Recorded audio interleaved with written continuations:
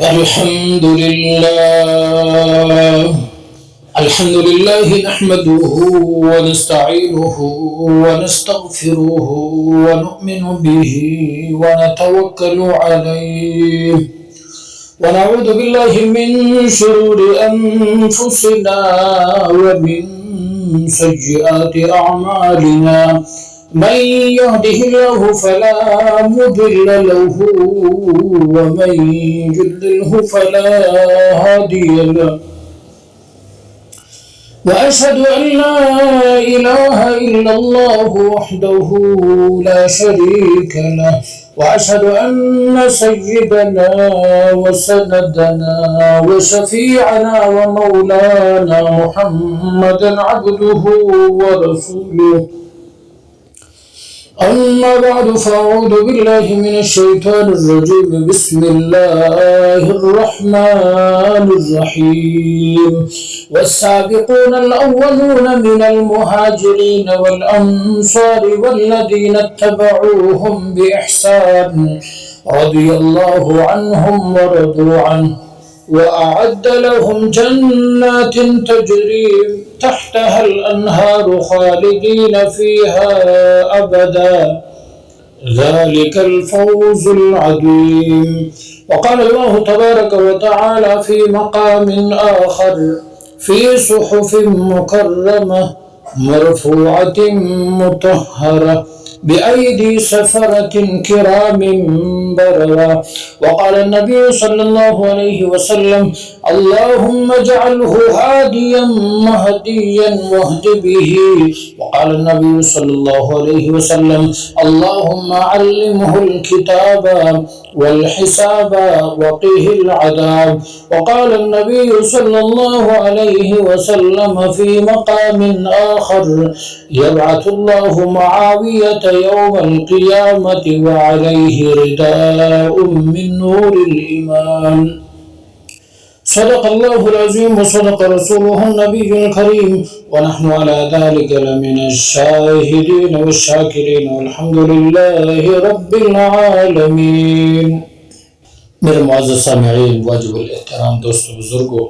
میں نے اب حضرات کے سامنے سورۃ توبہ کی ایک آیت اور اسی طرح سورۃ عبس سے چند آیتیں اور حضور صلی اللہ علیہ وسلم کی چند احادیث مبارکہ بیان کی۔ آج میری تقریر کا موضوع ہے سیرت سیدنا حضرت امیر معاویہ رضی اللہ عنہ۔ حضرت امیر معاویہ رضی اللہ عنہ کے والد کا نام صخر ہے اور کنیت ابو سفیان ہے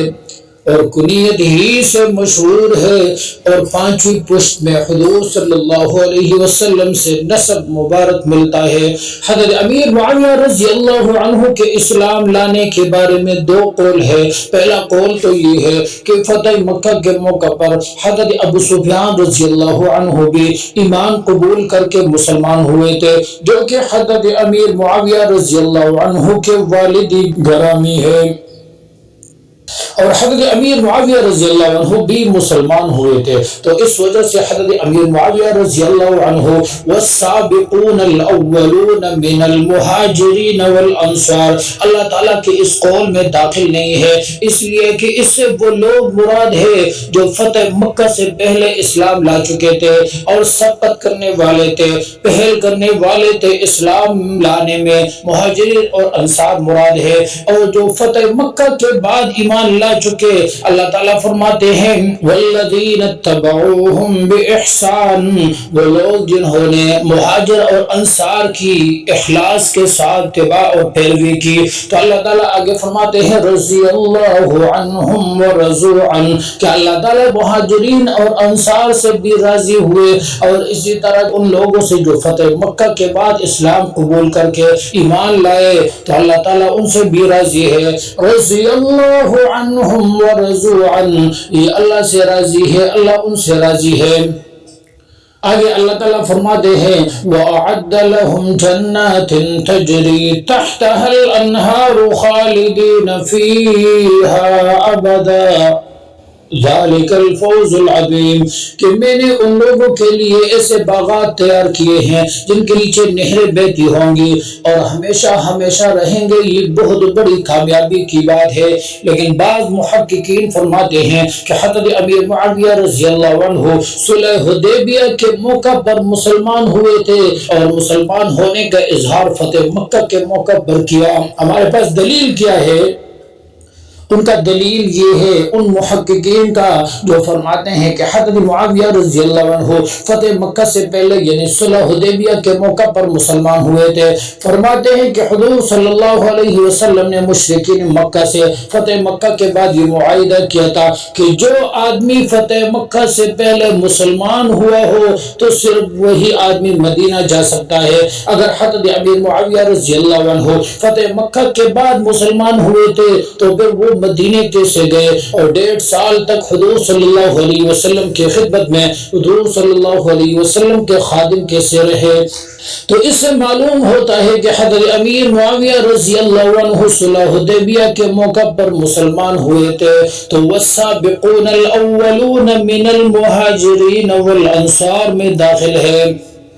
حضرت امیر معاویہ رضی اللہ عنہ وہ انسان تھے کہ جس کے دل میں شروع ہی سے اسلام کی محبت تھی، جس کی دلیل یہ ہے کہ حضرت امیر معاویہ رضی اللہ عنہ کفر میں رہنے کے باوجود بھی کسی ایک جنگ میں بھی حضور صلی اللہ علیہ وسلم کے مقابلے میں نہیں آئے تھے۔ اگر آئے ہیں تو دکھا دو کہ کہاں پر لکھا ہوا ہے کہ حضرت امیر معاویہ رضی اللہ عنہ حضور صلی اللہ علیہ وسلم کے مقابلے میں آئے تھے۔ جنگ بدر کے موقع پر حضرت امیر معاویہ رضی اللہ عنہ مسلمان نہیں تھے لیکن پھر بھی حضور صلی اللہ علیہ وسلم کے مقابلے میں نہیں آئے تھے۔ حضرت ابو بکر صدیق رضی اللہ عنہ کا بیٹا حضرت عبد الرحمن مسلمان نہیں تھا تو حضور صلی اللہ علیہ وسلم کے مقابلے میں آیا تھا۔ حضرت امیر معاویہ رضی اللہ عنہ نہیں آئے تھے۔ حضرت خالد بن ولید مسلمان نہیں تھا تو بدر اور احد میں حضور صلی اللہ علیہ وسلم کے مقابلے میں آئے تھے، لیکن حضرت امیر معاویہ رضی اللہ عنہ نہیں آئے تھے، بلکہ حضور صلی اللہ علیہ وسلم نے کفار کے ساتھ 27 جنگیں لڑی ہے۔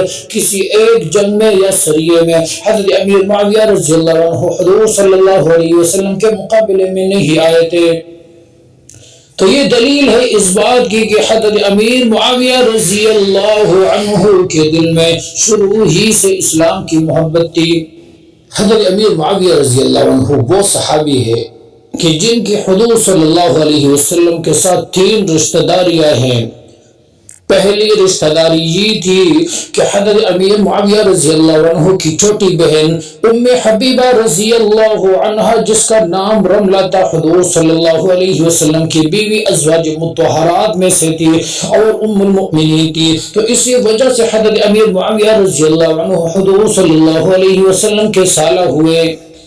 دوسری رشتہ داری یہ تھی کہ حضرت امیر معاویہ رضی اللہ عنہ اور حضور صلی اللہ علیہ وسلم دونوں ہم زلف یعنی سانڈو تھے، بلکہ حضرت امیر معاویہ رضی اللہ عنہ سارے خاندان نبوت کا ہمزل بنا ہوا ہے۔ حضرت جعفر طیار رضی اللہ عنہ کے بھی ہمزل تھے، حضرت امیر معاویہ رضی اللہ عنہ حضرت ابو بکر صدیق رضی اللہ عنہ کے بھی ہمزل تھے، حضرت علی المرتضی رضی اللہ عنہ کے بھی ہمزل تھے، حضرت سید الشہداء امیر حمزہ رضی اللہ عنہ کے بھی ہمزل تھے، اسی طرح حضرت سیدنا حضرت عباس رضی اللہ عنہ کے بھی ہمزل تھے۔ وہ کیسے؟ حضور صلی اللہ علیہ وسلم کی ایک بیوی کا نام حضرت میمونہ بنت حارث ہے اور حضرت میمونہ بنت حارث رضی اللہ عنہا کی 8 اللاتی بہنیں تھی۔ عربی زبان میں اللاتی بہن اسے کہتے ہیں کہ جس کی ماں ایک ہو اور باپ الگ الگ ہو، تو حضرت میمونہ رضی اللہ عنہا کے باپ کا نام حارث ہے اور بہنوں کے باپ کا نام عمیس ہے، اور حضرت میمونہ رضی اللہ عنہا کی 8 بہنیں دوسرے باپ سے تھی اور ان میں سے 5 بہنیں بڑے بڑے صحابہ کے گھروں میں تھی۔ تو تو حضور صلی اللہ علیہ وسلم کی ایک بیوی کا نام حضرت میمونہ بنت حارث رضی اللہ عنہا ہے، اور حضرت میمونہ بنت حارث رضی اللہ عنہا کی ایک بہن اسماء بنت عمیس تھی۔ اس کا پہلا نکاح حضرت جعفر طیار رضی اللہ عنہ سے ہوا، جو حضرت علی رضی اللہ عنہ کا بڑا بھائی ہے، اور جب حضرت جعفر طیار رضی اللہ عنہ جنگ موتا میں شہید ہو گئے تو اسماء بنت عمیس رضی اللہ عنہا بیوہ ہو گئی، تو حضرت علی المرتضی رضی اللہ عنہ نے اپنی بھابی کا نکاح حضرت ابوبکر صدیق رضی اللہ عنہ سے کر دیا، اور جب حضرت ابوبکر صدیق رضی اللہ عنہ فوت ہو گئے تو حضرت علی المرتضی رضی اللہ عنہ نے خود حضرت اسماء بنت عمیس رضی اللہ عنہ سے نکاح کر لیا۔ تو اسی طرح اس ایک اسماء کی وجہ سے رضی اللہ عنہا حضرت امیر معاویہ رضی اللہ عنہ کے 3 ہمزل بن گئے۔ اسی طرح اسماء بنت عمیس رضی اللہ عنہا کی چھوٹی بہن جس کا نام سلمہ بنت عمیس ہے، حضرت سید الشہداء امیر حمزہ رضی اللہ عنہ کی بیوی ہے، اور اس سے چھوٹی بہن ام الفضل حضرت عباس رضی اللہ عنہ کی بیوی ہے، اور اس سے چھوٹی بہن قریبۃ الصغریٰ رضی اللہ عنہا جو حضرت امیر معاویہ رضی اللہ عنہ کی بیوی ہے۔ تو گویا حضرت امیر معاویہ رضی اللہ عنہ حضور صلی اللہ علیہ وسلم کے بھی ہمزلف ہے۔ اسی طرح حضرت ابوبکر صدیق رضی اللہ عنہ کے بھی ہمزلف ہے، حضرت علی المرتضی رضی اللہ عنہ کے بھی ہمزلف تھے، حضرت جعفر طیار رضی اللہ عنہ کے بھی ہمزلف تھے، حضرت امیر حمزہ سید الشہداء رضی اللہ عنہ کے بھی ہمزلف تھے، اور اسی طرح حضرت عباس رضی اللہ عنہ کے بھی ہمزلف تھے۔ حضرت امیر معاویہ رضی اللہ عنہ کی حضور صلی اللہ علیہ وسلم کے ساتھ تیسری رشتہ داری یہ ہے۔ یہ میں ایک حوالہ دیتا ہوں، میں نے ایک کتاب میں دیکھا ہے خطبات فاروقی، اس میں نے یہ حوالہ دیکھا تھا کہ حضرت امیر معاویہ رضی اللہ عنہ کی ایک بیٹی جس کا نام رملہ تھی، اور حضرت عثمانی غنی رضی اللہ عنہ کے گھر میں حضور صلی اللہ علیہ وسلم کی لاڈلی بیٹی حضرت رقیہ رضی اللہ عنہ تھی، اور حضرت رقیہ رضی اللہ عنہ کے بیٹے کا نام حضرت عبداللہ ہے، اور حضرت عبداللہ کا نکاح حضرت امیر معاویہ رضی اللہ عنہ کی بیٹی سے ہوا تھا، یعنی حضرت عبداللہ جو حضور صلی اللہ علیہ وسلم کے نواسے ہیں، اور اسی طرح حضرت رقیہ رضی اللہ عنہ کے بیٹے ہیں۔ حضرت امیر معاویہ رضی اللہ عنہ کا داماد بنا، اور حضرت امیر معاویہ رضی اللہ عنہ حضور صلی اللہ علیہ وسلم کے نواسے کا سسر بنا۔ یہ حضرت امیر معاویہ رضی اللہ عنہ کا مقام ہے۔ ایک مرتبہ حضرت امیر معاویہ رضی اللہ عنہ حضور صلی اللہ علیہ وسلم کے گھر تشریف لائے، اور حضرت امیر معاویہ رضی اللہ عنہ کی چھوٹی بہن ام حبیبہ رضی اللہ عنہا حضور صلی اللہ علیہ وسلم کی بیوی تھی۔ حضرت امیر معاویہ رضی اللہ عنہ کے سر میں تیل لگا رہی تھی، تو حضور صلی اللہ علیہ وسلم تشریف لائے اور پوچھا کہ کیا کر رہی تھی، تو ام حبیبہ رضی اللہ عنہا نے عرض کیا کہ اے اللہ کے رسول، یہ میرا بڑا بھائی ہے، بڑا بہادر آدمی ہے، اور مجھے اس سے بڑی محبت ہے، اور بڑے عرصے کے بعد آیا ہے، تھکا ہوا ہے، تو میں اس کے سر میں تیل لگا رہی تھی۔ تو حضور صلی اللہ علیہ وسلم نے فرمایا کہ اے ام حبیبہ، صرف تو ہی معاویہ سے محبت نہیں کرتی ہے، بلکہ فَإِنَّ اللَّهَ وَرَسُولَهُ يُحِبَّانِ مُعَاوِيَةَ، بلکہ اللہ اس کا رسول بھی حضرت معاویہ رضی اللہ عنہ سے محبت کرتے ہیں۔ حضرت امیر معاویہ رضی اللہ عنہ فرماتے ہیں کہ میں ایک دن حضور صلی اللہ علیہ وسلم کو وضو کرا رہا تھا، وضو سے جو پانی بچا حضور صلی اللہ علیہ وسلم نے اپنے ہاتھوں میں لے کر میرے منہ پر چینٹے مارے، اور چینٹے مارتے ہوئے حضور صلی اللہ علیہ وسلم نے فرمایا یا معاویہ ان ولیت الامر فاتق اللہ، کہ اے معاویہ جب تجھے حکومت ملے تو اللہ سے ڈرتے رہنا۔ حضرت امیر معاویہ رضی اللہ عنہ فرماتے ہیں کہ میں اس وقت چھوٹا تھا، لیکن جب حضور صلی اللہ علیہ وسلم نے فرمایا کہ جب تجھے حکومت ملے تو اللہ سے ڈرتے رہنا، مجھے یقین ہو گیا کہ اس وقت تک میری موت نہیں آئے گی جب تک دنیا کی حکومت مجھے نہیں ملے گی۔ حضرت امیر معاویہ رضی اللہ عنہ کی حکومت اگر غلط ہوتی یا مسلط ہوتے یا ان کا زبردستی قبضہ ہوتا تو حضور صلی اللہ علیہ وسلم یہ فرماتے کہ اے معاویہ اگر تجھے حکومت ملے تو مت لینا،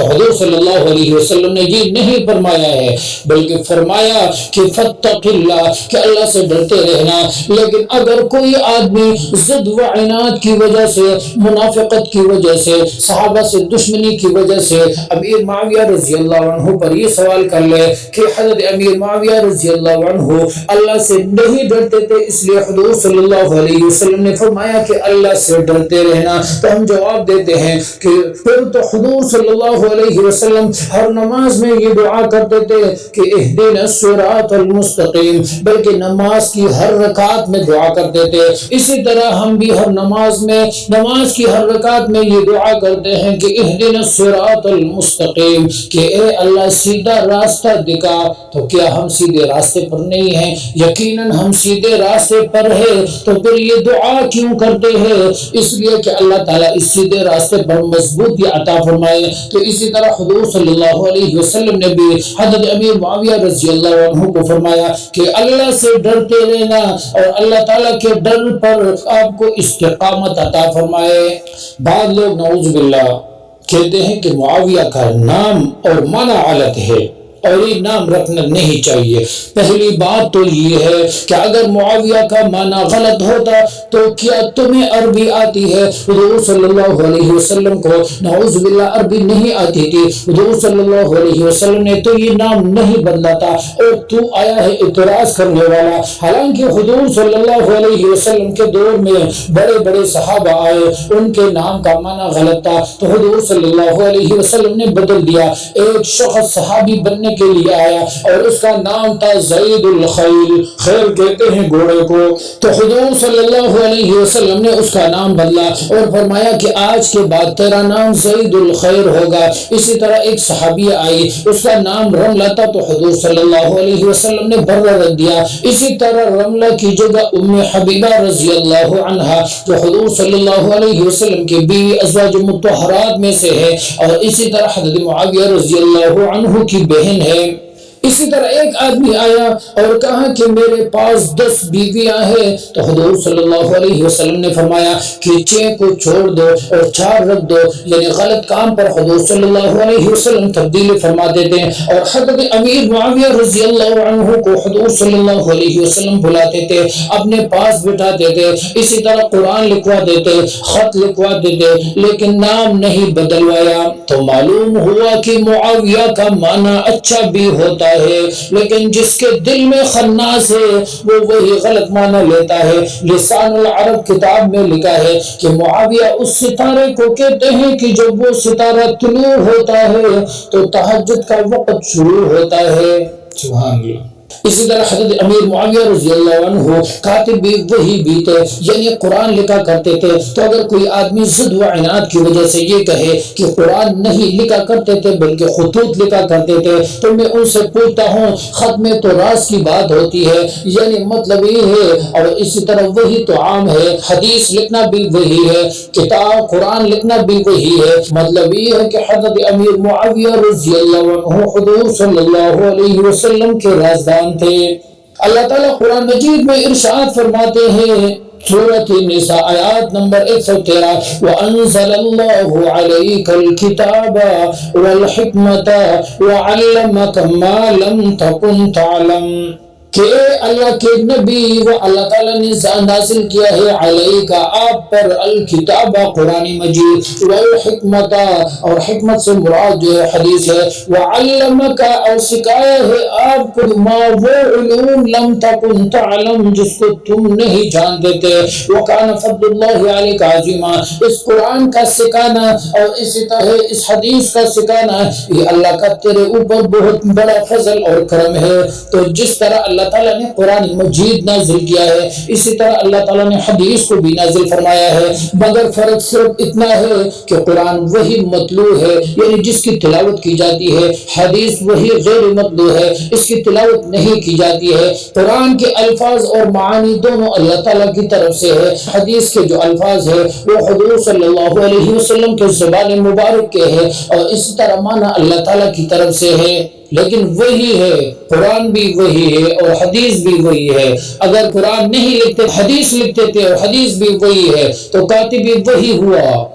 حضرت امیر معاویہ رضی اللہ عنہ حدیث بھی لکھا کرتے تھے اور قرآن بھی لکھا کرتے تھے، اور حضرت امیر معاویہ رضی اللہ عنہ 13 کاتبین وحی میں سے چھٹے نمبر پر تھے، اور ان کاتبوں کی شان قرآن نے یوں بیان فرمایا ہے، فی صحف مکرمہ مرفوعۃ مطہرہ، کہ قرآن کریم بڑی عظمت والی اور پاکیزہ کتاب ہے، اور جن ہاتھوں نے قرآن لکھا ہے وہ ہاتھ بھی بڑے برکت والے ہیں۔ اگر کوئی آدمی سوال کر لے کہ ہاتھ تو برکت والے تھے لیکن ان کی نیت خراب تھی، اللہ تعالیٰ نے پہلے جواب دیا کرام بررہ، ان کے ہاتھ بھی اچھے تھے اور درجے کے اعتبار سے بھی بہت بلند اور پاک باز تھے۔ اسلام کی تاریخ میں حضور صلی اللہ علیہ وسلم نے غیر مسلم بادشاہوں کو 165 خطوط لکھے ہیں، اور اس 165 خطوط میں سے 133 خطوط سیدنا حضرت امیر معاویہ رضی اللہ عنہ نے اپنے ہاتھوں سے لکھے تھے۔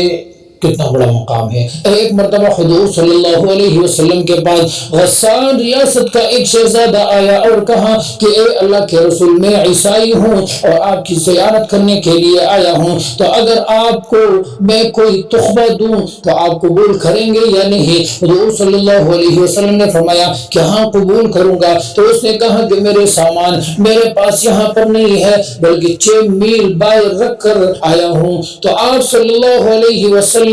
کسی کو میرے ساتھ بھیج دیتا کہ آپ کا ہدیہ لے کر آئے۔ تو اس وقت حضور صلی اللہ علیہ وسلم کے خدام میں سے حضرت انس بن مالک اور حضرت زید بن حارثہ رضی اللہ عنہما میں سے ایک بھی نہیں تھا،